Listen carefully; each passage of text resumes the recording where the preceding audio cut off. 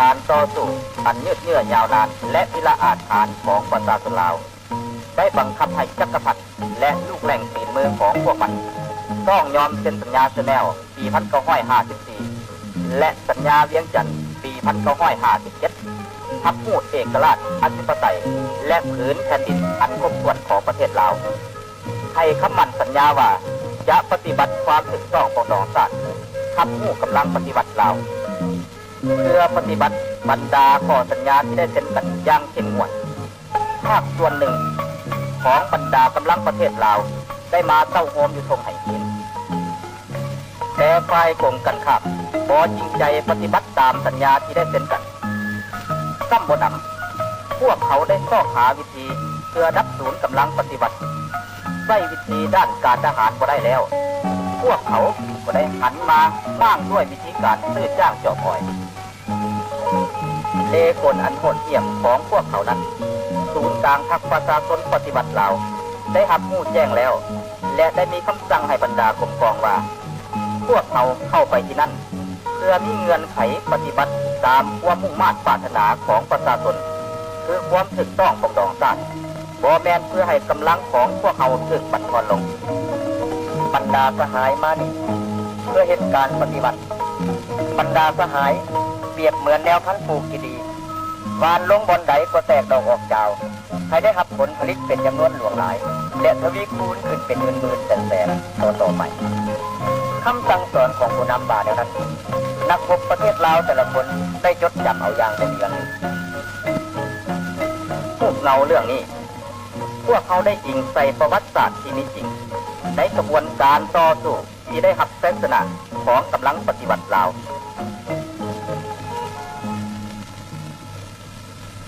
ขอบใจหลายขอบใจเลย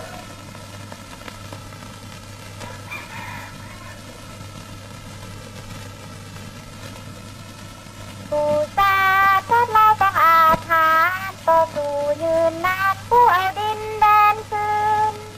เสียงฮ้องของพวกเขามาโฮมกันเข้าสมาคมอิสระเอาละบัดนี้พวกน้องมาร้องเพลงมูกันเนาะบัดนี้เนาะ1 2 3ผู้ชาติเราต้องอาถรรพ์ต่อสู้ยืนนาน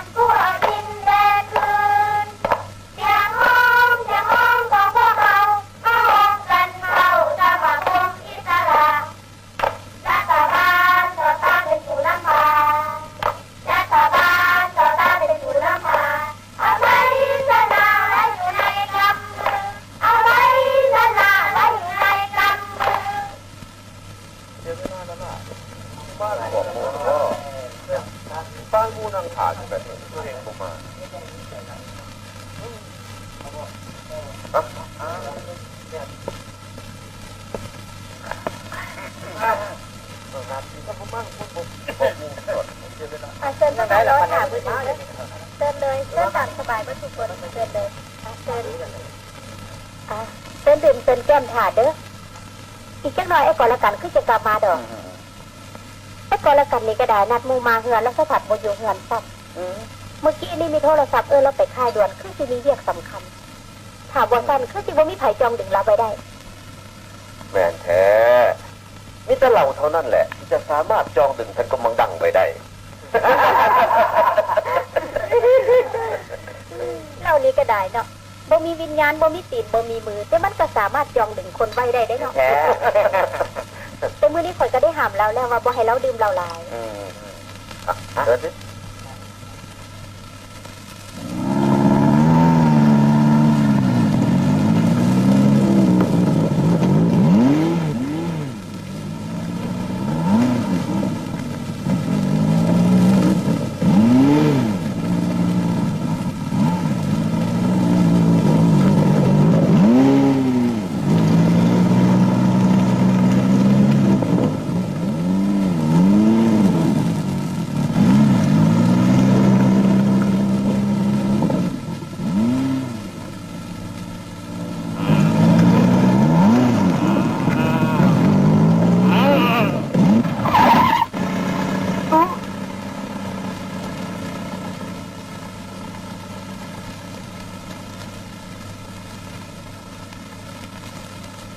ปัดโถมันเลิกแท้เราไปเรื่องไกลกว่าขัน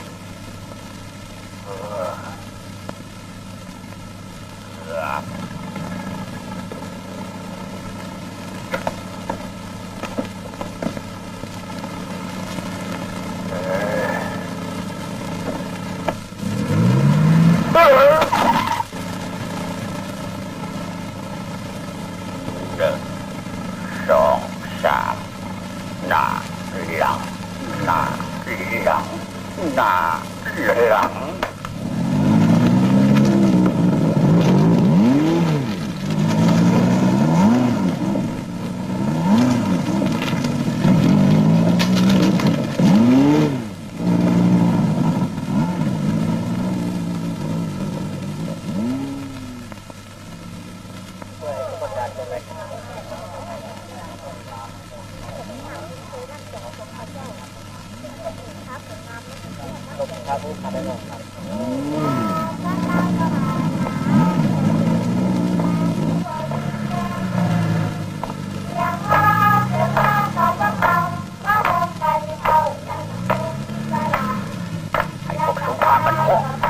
กันมวนลงไปจะมาช่วยชูไปห้องวดกว่าไป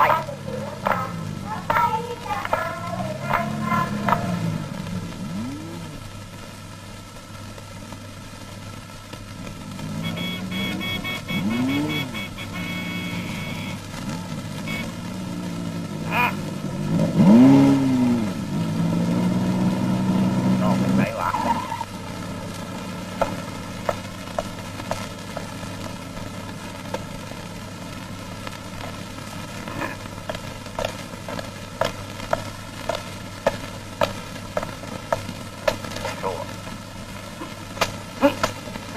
แปลผักเขามากินชั่วชั่ว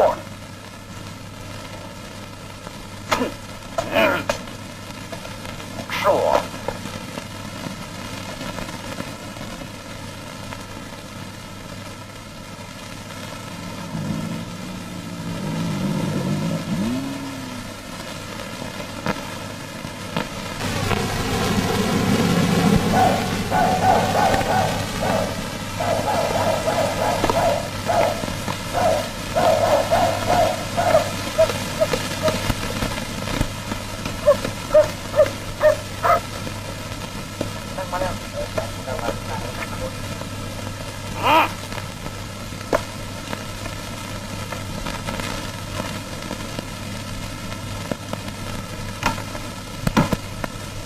เดินพวกทานมื่นหูมื่นตา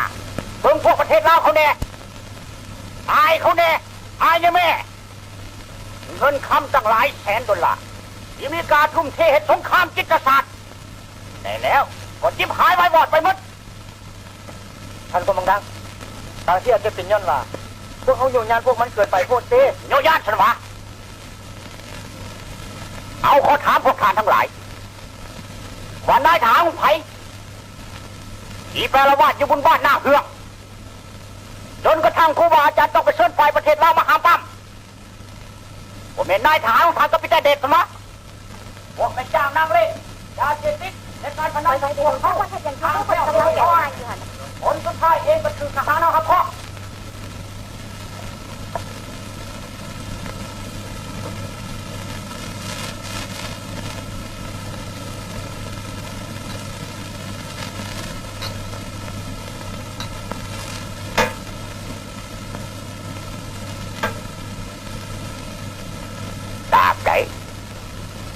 ทีกองพันประเทศลาวนึงเวลานั้นประชาชนและทหารจะต้องแล่นไปน้ำก้นเขาหมดนั่นแหละอันตรายท่านกองดังเขาได้ท่านนี้แผนการขึ้นอะไรสั่งเขาได้มาโนดทหารก็พวกเขาน้อยนะเกียมพร้อมเสมอที่จะประจันบานกับพวกมันบ่ดอกเดี๋ยวนี้เขายังบ่ทันต้องการกระสุนจากพวกทานเถื่อนหรอกทานห้อยเอกหรือเปล่าเอ้ยปัจจุบันนี้ต้องใส่มาตรการที่คล่องแคล่วที่สุดกับพวกมัน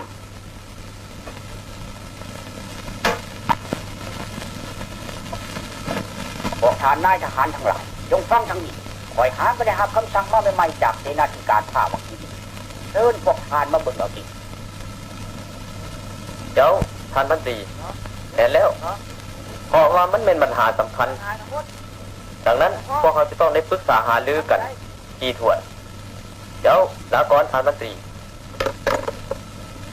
ก่อนละกันได้ตีสายมาแจ้งการประดับยศให้พวกเขาทราบว่าพิธีดังกล่าวจะได้จัดขึ้นภายใน2 มื้อข้างหน้าให้ภาคส่วนพนักงานไปประดับยศอยู่ค่ายกินในหมู่พุ่นส่วนกลุ่มกองที่ยังเหลือให้เต้าโฮมกันอยู่เดินกีฬานุ่งโซ่งขาสั่งและบ่ถืออาวุธมือนั่นในผลพนุมาตรจะต่างหน้าให้กองเสนาธิการสูงสุดเดินทางมาร่วมในพิธีดังกล่าวพวกเขาได้ต่อสู้ตลอดปีหนึ่งผ่านมาแล้วเพื่อท่วงให้พวกมันปฏิบัติความถูกต้องปองดองศาสตร์แต่พวกมันกระโบเห็นดีบัดนี้พวกมันยังบังคับให้พวกเขาได้ติดกันอันนี้มันหมายความว่าได้กัน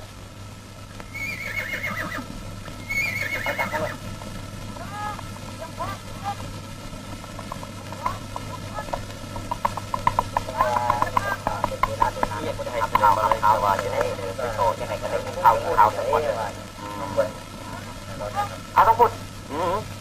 อ๋อเราตานี่ยังบ่หันหลานขอบใจมีข่าวมาจากพื้นฐานทางเวียงจันทร์เลยเมื่อรับการประดับยศพวกมันจะระดมกองพันที่10กองพันที่25และภาคส่วนใหญ่ของกองพันที่21เพื่อเข้าร่วมในพิธีพร้อมกับประกอบอาวุธครบสุดและนอกจากนั้นมันยังได้สั่งห้ามการสัญจรไปมาอีกและก็สั่ง1 กองห้อยมาคมขู่ต้นหน้าค่ายของพวกสหายนำนะครับตีมันต้องตบโต้มันด้วยกำลังอาวุธดีแม้แล้วเห็นดีนะพวกเราต้องไปเวียงจันทร์เพื่อไปขอความเห็นจากทานผู้นำสหายที่หักแพงพวกเขาบริยานในการเห็นซึกกับพวกมันแต่ว่าเป็นเวลาใดและจะเปิดบั้นลบยามใดเพื่อมีผลในใจการปฏิบัติเขาถ้าพวกเขาหากขับเอาการประดับยศพวกเขาก็จะถูกตัดแยกกำลังคือดับศูนย์ถ้าพวกเขาบ่ฮับพวกศัตรูก็จะมีเงินไขโจมตีพวกเขาอย่างขนาดและก็เป็นโอกาสหนึ่งที่จะดับศูนย์พวกเขาในสภาพการยุ่งยากนี้เขาน่ะคิดว่า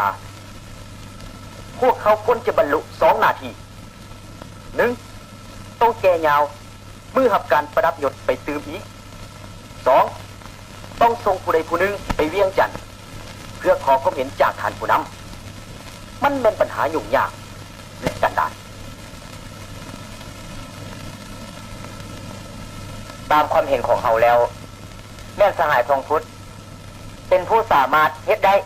เป็นดีได้สหายทั้งคุณมีความสามารถได้คอยกำลังสหายทั้งคุณมีความสามารถต้องผมจะบอกปฏิเสธพวกสหายเขาได้ขอหับเอาหน้าที่นี้บ่ได้ป้าค่อยบอกเจ้าแล้วว่าเจ้านับไปนำบ่ได้ยุ่นี่เพิ่นเมาเบิ่นแล้วนะกูหรือบ่ล่ะ ให้เอ้ยไปนำผู้เดียวบ่ได้วะเพื่อจะให้คาน้ำห้อนน้ำสาเจ้า บ่เจ้าเฮ็ดจังซั่นบ่ถูกในหันก่อนอันนี้ต้นมาแล้วไปก่อนเด้อ ที่มันพูดเนาะ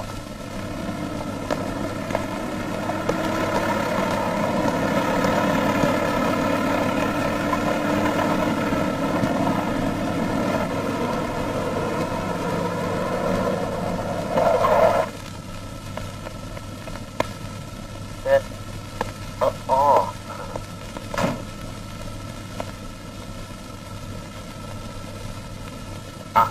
ครับยาย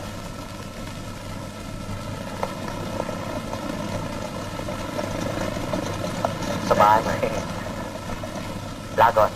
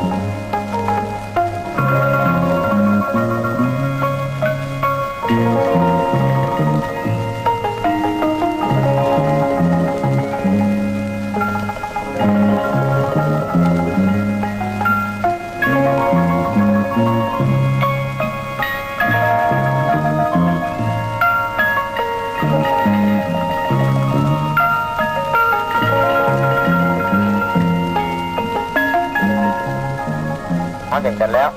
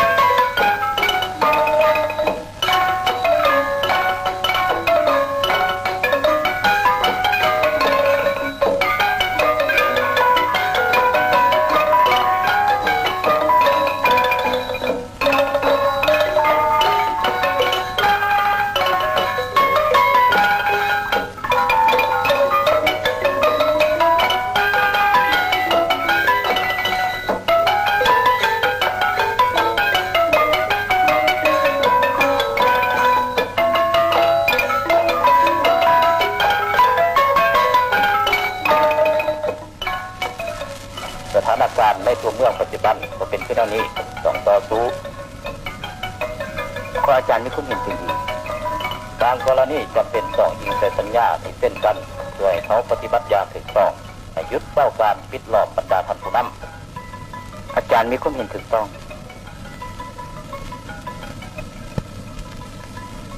อาจารย์นี่ออกมาหา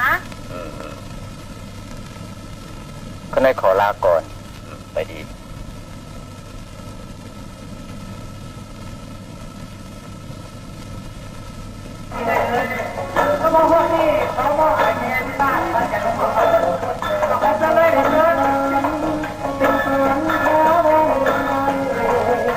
พี่เด็กหลานมณีวัน สบายดีหลาน พี่เอา โดนระเด็ดที่เอาไปได้พ่อกับหลาน มาบัดนี้ไงเป็นสาวแล้วเนาะระวังได้ผู้หญิงตัดผมสั่นหาบ่มัก เอาลินซื้อดอกความจริงตัดผมสั่นก็แห่งงาม หลานผู้เรียกสิจะเห็นแล้ววะ เจ้าได้เสียงคำบอกหลานแล้ว ผู้เงินเราบอก เจ้าต้องได้บอกลาเลยดิ อืม